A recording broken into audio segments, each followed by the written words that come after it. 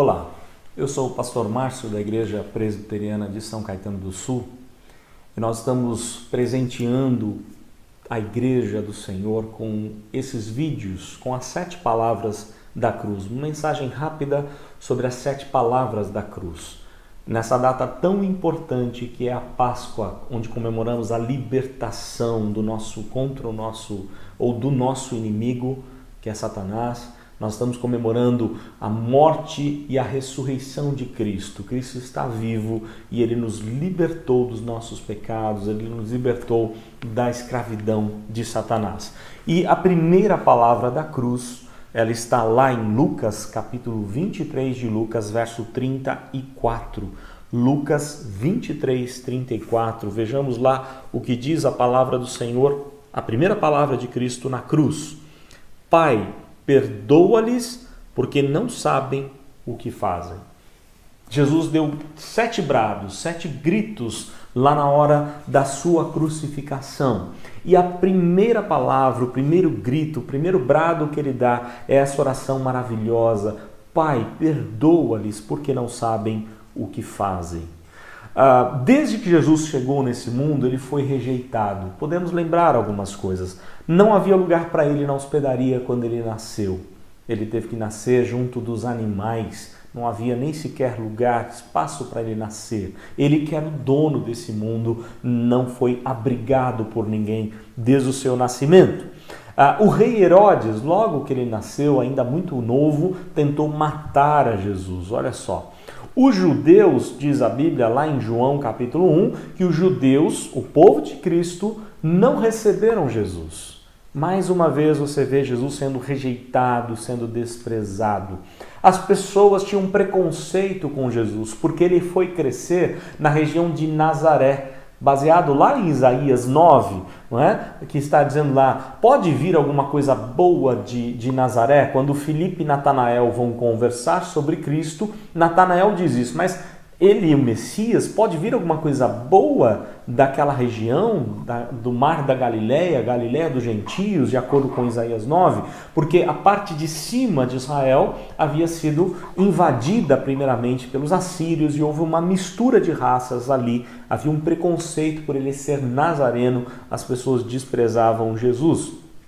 Também podemos lembrar que Jesus foi traído pelo seu inimigo. Aliás, ele tinha como amigo, que era Judas, um dos seus apóstolos, foi traído por um amigo, não é? Que se tornou seu inimigo. Pedro, um grande companheiro de Cristo nas principais missões, um grande líder, viria a se tornar líder da igreja, mas Pedro nega Jesus. Todos os outros apóstolos abandonam Jesus, todos os seus seguidores abandonam de medo naquela hora da sua prisão, não é? Então seus amigos abandonaram. O julgamento de Jesus foi totalmente injusto, olha só, e ele foi trocado por um criminoso. Você no lugar de Cristo, eu e você no lugar de Cristo, nós jamais perdoaríamos essas pessoas.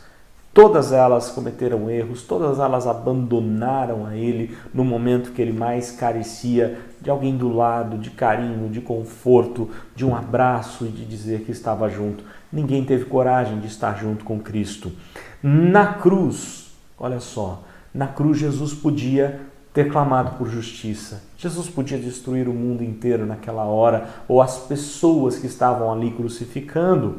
Jesus poderia ter rogado maldição sobre a vida de cada um dos seus inimigos, mas ele não fez, ele perdoou. Jesus orou pelos seus inimigos, algo que a gente pode e deve fazer, porque Ele é quem fortalece a gente a fazer. Talvez você fique pensando assim, eu não consigo perdoar como Cristo perdoa. Nós realmente não conseguimos, nosso coração é muito maldoso, egoísta, mas Cristo nos capacita a fazer isso, assim como Ele fez com Estevão, o primeiro mártir da igreja, o diácono Estevão.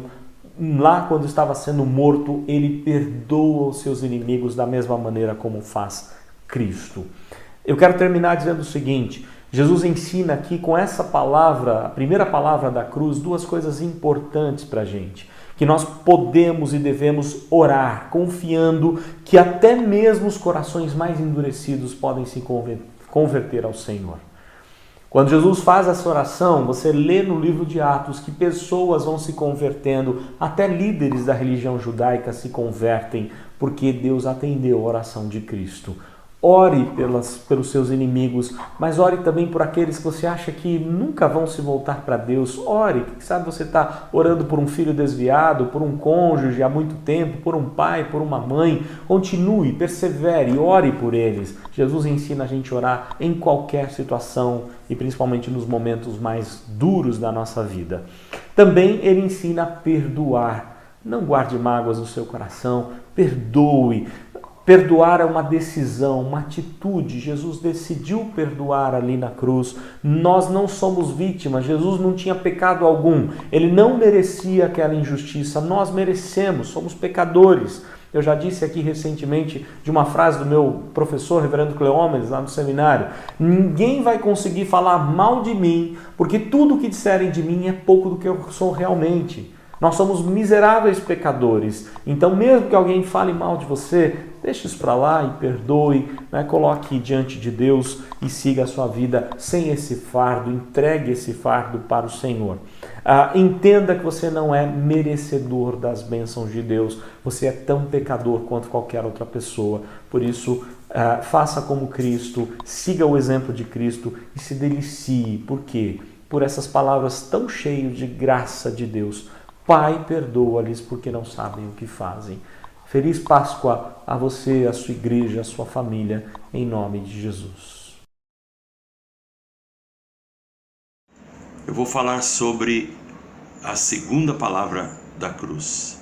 É uma oportunidade maravilhosa para compartilhar com todos os irmãos a bênção registrada por Lucas no capítulo de número 23 do seu Evangelho, a partir do verso 40 até o verso de número 43. Vamos ouvir a leitura e a meditação da palavra de Deus a respeito desta garantia que Jesus nos dá nesse trecho das Escrituras.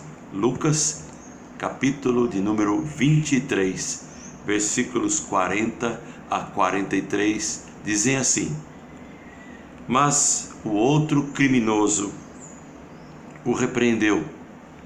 Você não teme a Deus, nem mesmo ao ser condenado à morte? Nós merecemos morrer por nossos crimes, mas esse homem não cometeu mal algum. Então ele disse: Jesus, lembre-se de mim quando vier no seu reino. E Jesus lhe respondeu: Eu lhe asseguro que hoje você estará comigo no paraíso. Que impressionante, meus irmãos, essa leitura da Bíblia. São 7 palavras e essa foi a segunda palavra que Jesus pronunciou na dor mais aguda da cruz.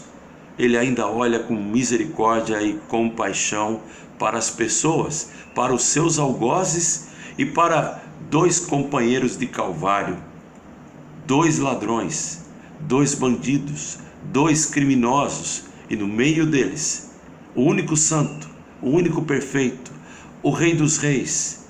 Mas enquanto aqueles 2 ladrões eram condenados justamente por seus crimes, segundo a lei romana, aquele que estava no meio tinha 2 acusações pesando sobre ele. 2 acusações, uma contra a religião, outra contra o sistema político. Ele foi acusado de blasfêmia contra Deus e ele foi acusado de conspiração contra César. Mas ele não tinha culpa alguma. Como santo que era, a Bíblia diz que ele foi levado ao matadouro como uma ovelha muda e não abriu a sua boca.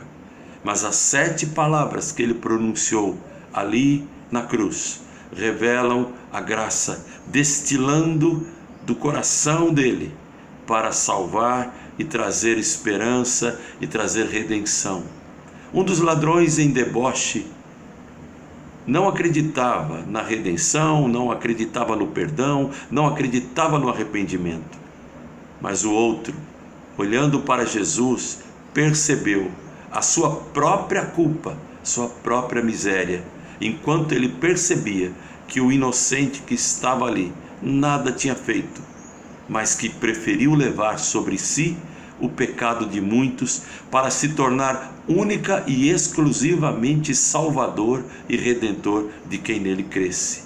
Então, aquele ladrão arrependido, contrito, com a sua alma quebrantada no mais profundo, ele olha para Jesus com humildade, mas com muita convicção, e ele diz: Senhor, lembra-te de mim quando entrares no teu reino. Quando tu entrares na glória que lhe pertence, no reino dos céus, que é seu, de onde tu és rei, lembra-te de mim. E naquele momento, Jesus Cristo, com muita compaixão, com muito amor, ele faz uma afirmação categórica e ele dá àquele ladrão uma certeza, uma garantia absoluta. Em verdade te digo, hoje estarás comigo no paraíso. Ou seja, bastava a morte chegar para aquele ladrão, bastava a morte chegar para aquele que nunca roubou, pelo contrário, sempre doou, e o bem maior ele estaria para doar em alguns momentos. Bastava a morte de Cristo ser confirmada, que aquele ladrão entraria no paraíso juntamente com o Senhor do céu e do mar, com o Senhor do paraíso. Jesus fez àquele homem uma promessa. Jesus deu àquele homem uma garantia, a mesma que ele dá a mim, a mesma que ele dá a você. Não importam as circunstâncias que estamos vivendo nesses tempos de pandemia ou quaisquer outros tempos que venhamos a viver na vida pessoal, na vida eclesiástica, na vida familiar, na vida nacional, na vida mundial, não importam. Maior é aquele que está em nós do que aquele que está no mundo, do que aquilo que acontece no mundo. Jesus olha para mim e olha para você e ele garante: ainda hoje estarás comigo no paraíso. Não é uma promessa, é uma palavra forte e segura de quem só promete aquilo que pode cumprir. E Jesus pode cumprir, salvar aquele homem, salvar você, salvar a mim, e não apenas salvar, garantir para nós também a morada que ele foi preparar para nós. E aquele ladrão com certeza morreu em paz e tranquilo, com a segurança daquela bendita promessa feita por Jesus: ainda hoje estarás comigo no paraíso. O paraíso é uma promessa, o paraíso é uma garantia, o paraíso não é uma hipótese, o céu não é um talvez, o céu é uma afirmação categórica do Rei do céu, Jesus Cristo, para mim e para você, não apenas nesta Páscoa, mas em qualquer momento onde houver alguém que creia, o paraíso fica escancarado e aberto. A nossa esperança em Cristo não se limita apenas a esta vida, mas sim a vida futura, a vida por vir. Porque se a nossa esperança fosse limitada só a esta vida, nós seríamos os mais miseráveis. O melhor para nós ainda está por vir. E o bom é que bondade e misericórdia certamente nos seguirão todos os dias da nossa vida, porque temos um paraíso por vir, onde Cristo chegou antes, onde Cristo nos prepara um lugar para estarmos com Ele para todo sempre. Acredite e descanse nessas palavras, nessa promessa garantida feita por Jesus.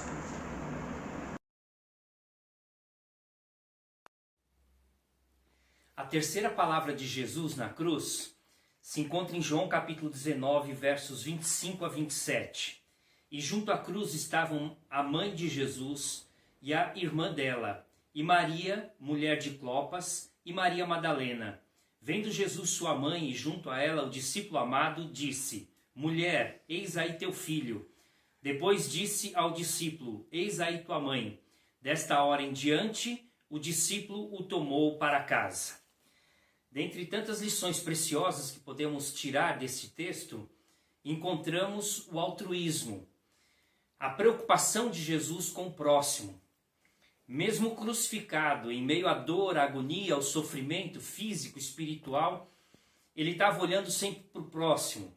Ele mostrou misericórdia para com os soldados, perdoando a atitude deles. Ele teve um momento de graça ao conversar e salvar o ladrão que estava ao seu lado, arrependido de todos os seus atos.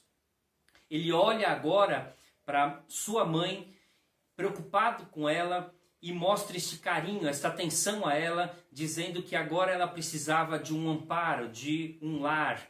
E olha para João, seu amigo, discípulo, um irmão próximo, e diz a ele: eis aí a tua mãe, e a ela: eis aí teu filho.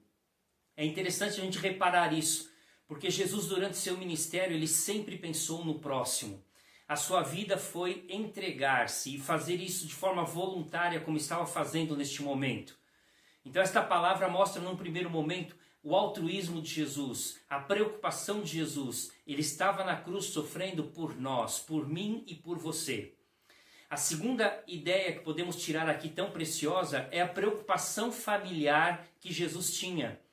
Como Deus, desde o princípio, instituindo família, Jesus não podia trabalhar de maneira diferente. Maria era sua mãe. Possivelmente José já não estava mais vivo, presente com eles.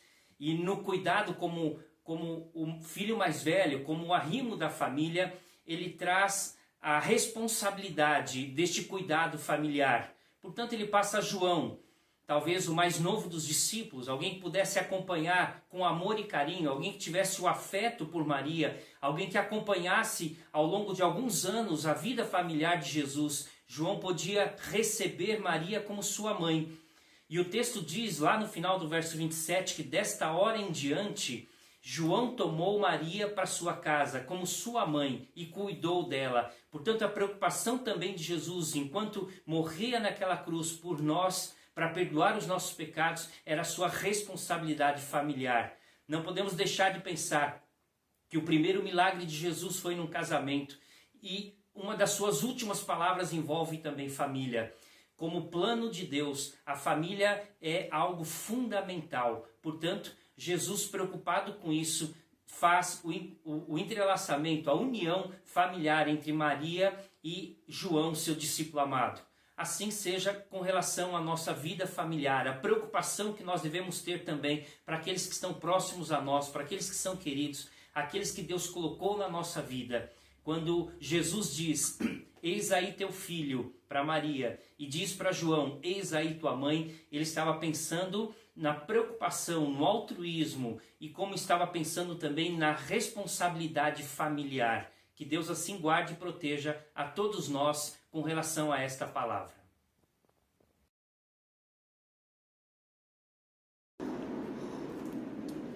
Evangelho escrito por Marcos, capítulo 15, versículo 34. Marcos 15, 34.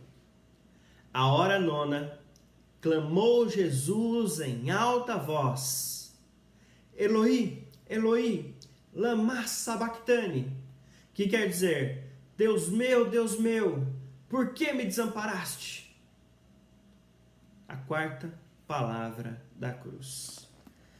Essa foi a quarta palavra de nosso Senhor na cruz, onde ele está se sentindo ali, onde ele põe para fora não apenas o cumprimento das profecias, que foram todas cumpridas em nosso Senhor Jesus Cristo, mas em especial o cumprimento do Salmo 22, onde ele coloca diante de nós o momento em que ele foi separado do Pai.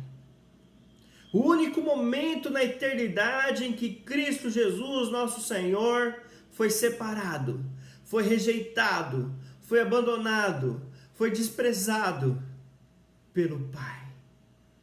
Nesse momento, ele sentiu uma dor que nós não conseguimos imaginar, que foi a dor do Hades, a dor do inferno, a dor da máxima separação entre nós e Deus. O Senhor Jesus sofreu essa dor. Você consegue imaginar essa dor?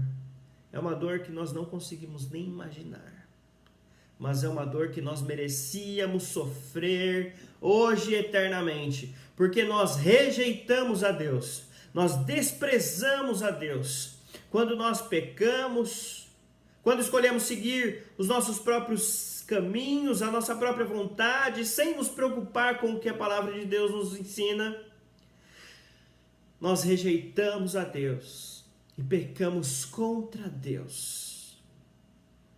Deus, Ele é justo e como justo Senhor,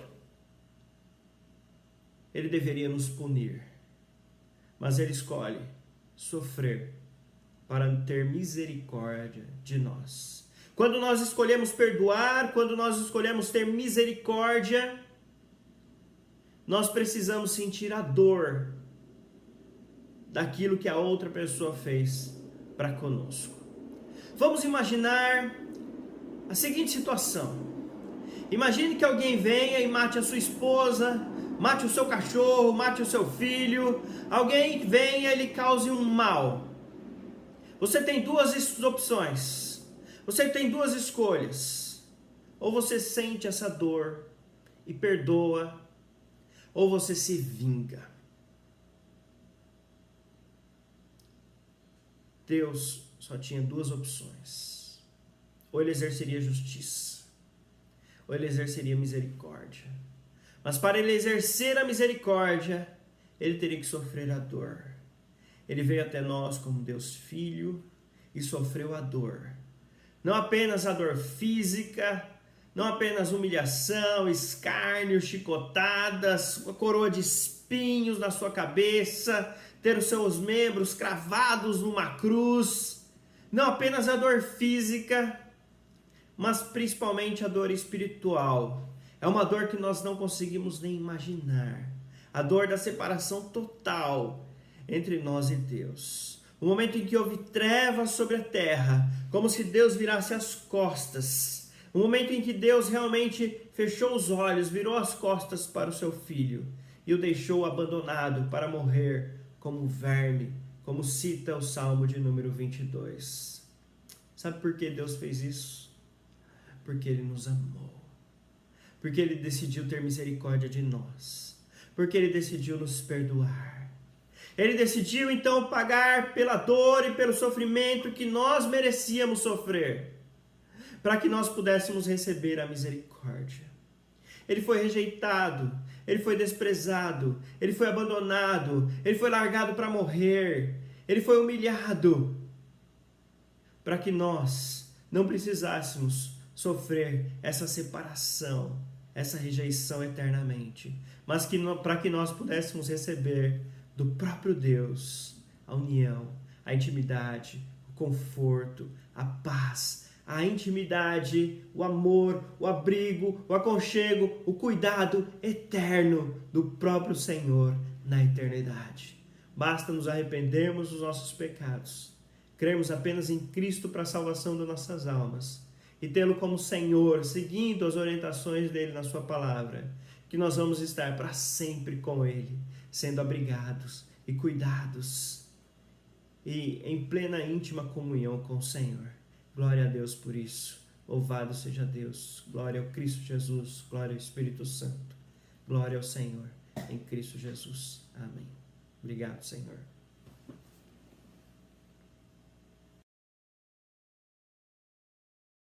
Saudar aos irmãos com a graça e a paz de Jesus. João 19, 28 diz assim: Depois, vendo Jesus que tudo estava sendo consumado, para se cumprir a Escritura, disse: Tenho sede. Para muitas pessoas, o momento de dor e sofrimento é sinônimo de revolta e blasfêmia. Para muitas pessoas. Mas, no extremo do sofrimento de Jesus Cristo, numa cruz, Ele proferiu palavras sábias e consoladoras. Um pouco antes de morrer, Jesus disse: Tenho sede. Sem dúvida nenhuma, o desgaste físico de Jesus era tremendo. E essa simples declaração é recheada de ensinos preciosos. O primeiro ensino é sobre uma das doutrinas centrais da fé cristã, a união perfeita entre as duas naturezas, a natureza humana e a natureza divina de Jesus numa só pessoa. Jesus Cristo, sendo Deus, sem pecado, em sua natureza humana, disse: tenho sede. O princípio aqui é completamente oposto em nós. É o princípio da nossa imperfeição humana, é o princípio da nossa fragilidade e é o princípio da nossa limitação. Somos miseráveis pecadores e carecemos da graça de Deus. E à luz desta palavra e das palavras que Jesus proferiu, Deus quer que tenhamos total e plena dependência dele. Mas, em segundo lugar, vemos aqui o cumprimento da profecia messiânica. Mais do que uma expressão de extrema angústia, mais do que sede física ou um apelo por compaixão, mais do que tudo isso, mas foi para cumprir as Escrituras. As Escrituras precisavam se cumprir. E mesmo pregado na cruz, Jesus Cristo nos ensina que ele tinha compromisso com a sua palavra. E em uma situação de aflição extrema, Jesus ainda se preocupa em obedecer e cumprir as Escrituras. Assim somos nós. Devemos, em todas as situações ou circunstâncias, procurar obedecer a palavra, procurar obedecer as Escrituras. Por fim, Jesus morreu e ressuscitou para saciar a nossa principal sede, a sede espiritual. Diz também as Escrituras em João 4,14: aquele que beber da água que eu lhe der, nunca mais terá sede. Pelo contrário, a água que eu lhe der será nele uma fonte a jorrar para a vida eterna. Que Deus assim te abençoe. A graça e a paz da parte de Cristo Jesus, o nosso único e suficiente Salvador. Irmãos, no Evangelho de Jesus Cristo, narrado pelo apóstolo João, lá no capítulo 19, versículo 30, nós encontramos as palavras: quando Jesus recebeu o vinagre, disse: está consumado, e inclinando a cabeça, entregou o Espírito. Uma frase curta, mas impactante. Essa expressão, ela traz tranquilidade ao coração do crente. Essa expressão deve ser, para nós, guardada aqui no mais íntimo do nosso ser. E ao lembrarmos dessa expressão, nós somos tomados de paz, de tranquilidade, de alegria, de certeza. A nossa alegria, ela aumenta, ela multiplica por saber que Jesus Cristo fez tudo, realizou tudo, está consumado. Não há nada mais para ser feito, ou seja, a nossa salvação, ela está garantida pela graça, porque Jesus Cristo consumou, terminou, realizou por completo a sua obra. Irmãos, isso é magnífico. O Evangelho da graça de Deus, quando compreendido na sua totalidade, na sua plenitude divina, coloca a alma em descanso, não apenas quanto ao passado, mas também acerca do presente, acerca do futuro. Está consumado. Quando eu trago memória, quando eu trago à minha memória essa expressão, o meu coração é tomado de paz. Porque a minha natureza, ainda inclinada pelo pecado, porque o mundo e o diabo muitas vezes tentam abafar tentam tirar de mim a tranquilidade, a certeza que eu fui perdoado por Deus em Cristo Jesus. E aí vem essa expressão: está consumado, está pago, já está tudo realizado. Lembram do que o apóstolo Paulo escreveu aos romanos? Aos que justificou, a esses também glorificou. A justificação é o nosso ponto de partida e a glória é o nosso alvo. Que bênção! Cristo já conquistou tudo por nós na cruz. Está consumado. Meu querido irmão, minha querida irmã, parte do corpo de Cristo, creia que Cristo Jesus já pagou todas as dívidas, todos os pecados, passados, presentes e futuros, todos pagos. Está consumado. Que a paz do nosso Deus inunde aos corações, inunde a nossa vida de alegria, de plenitude, de regozijo. Cristo Jesus, o Rei da Glória, expressou: está consumado. Tranquilize o seu coração. Não se turbe, não tenha medo. Creia no Senhor Jesus Cristo. Ele já fez tudo. Ele já preparou tudo. No nome precioso de Jesus, deixo com os irmãos essa expressão. Amém, Senhor Jesus. Amém.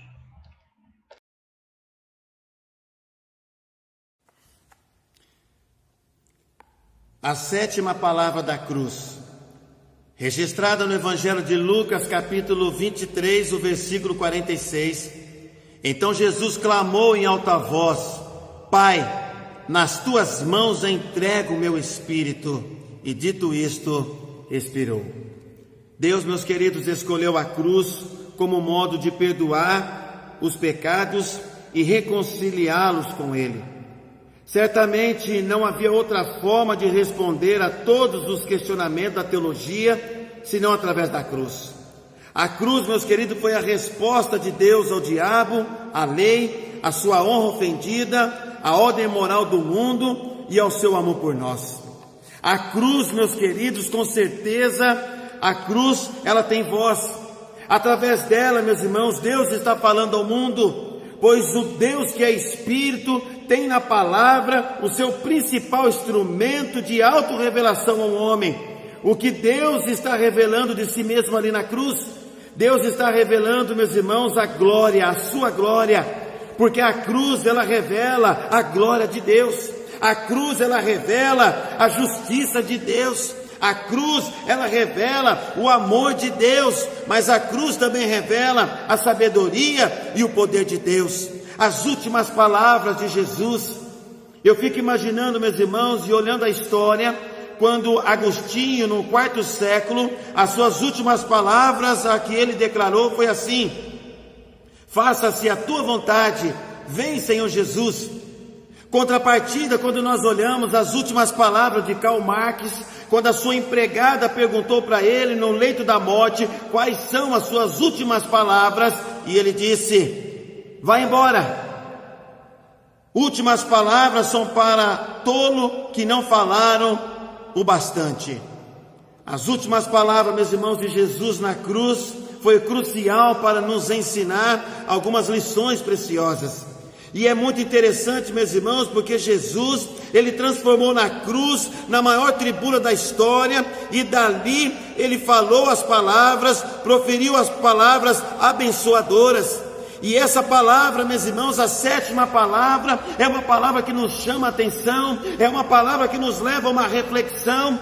Todas as palavras, na verdade, nos levam a uma reflexão, para ver, meus irmãos, qual era a situação da vida do homem, para ver qual é a situação do homem diante de Deus. Nós não tínhamos condições de nada, nós merecíamos o inferno, mas Jesus, diz o Evangelho de João, que Jesus, ele deixou o seu trono de glória e desceu a este mundo. Diz que o Verbo se fez carne e habitou entre nós, e vimos a sua glória como do unigênito Pai.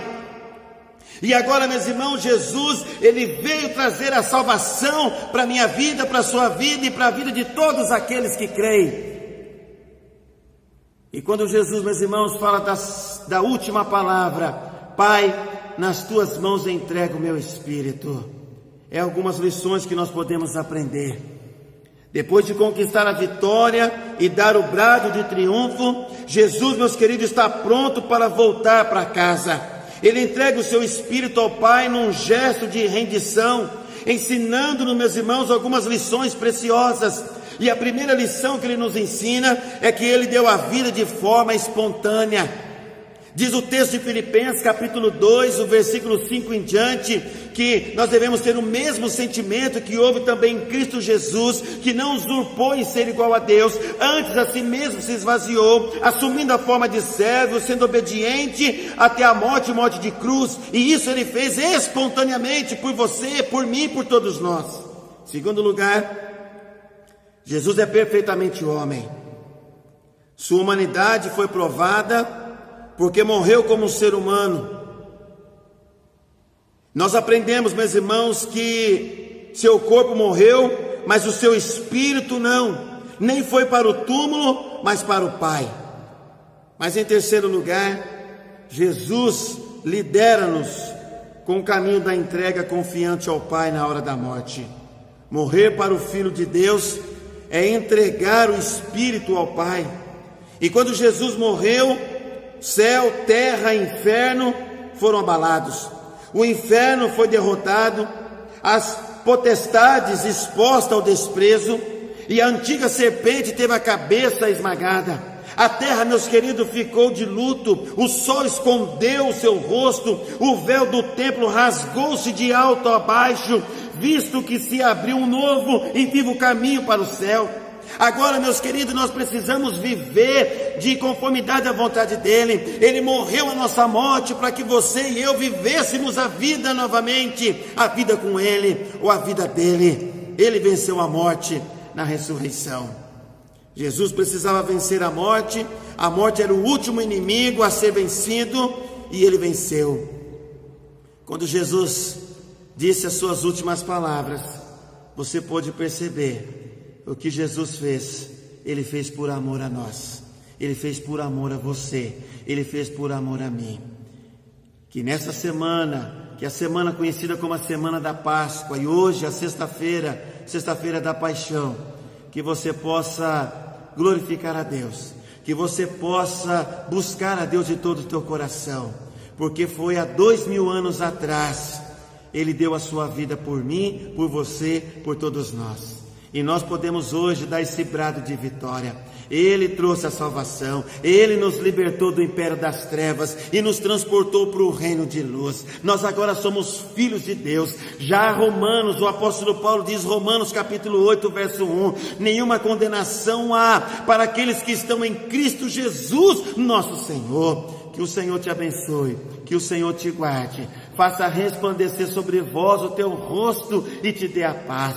Que você sinta a presença de Deus na sua vida, que você perceba a maravilhosa graça de Deus na sua vida, para que você agora viva com a esperança não morreu, a esperança é Jesus Cristo, ele morreu e ressuscitou e vivo está, louvado seja o nome do Senhor por isso, amém.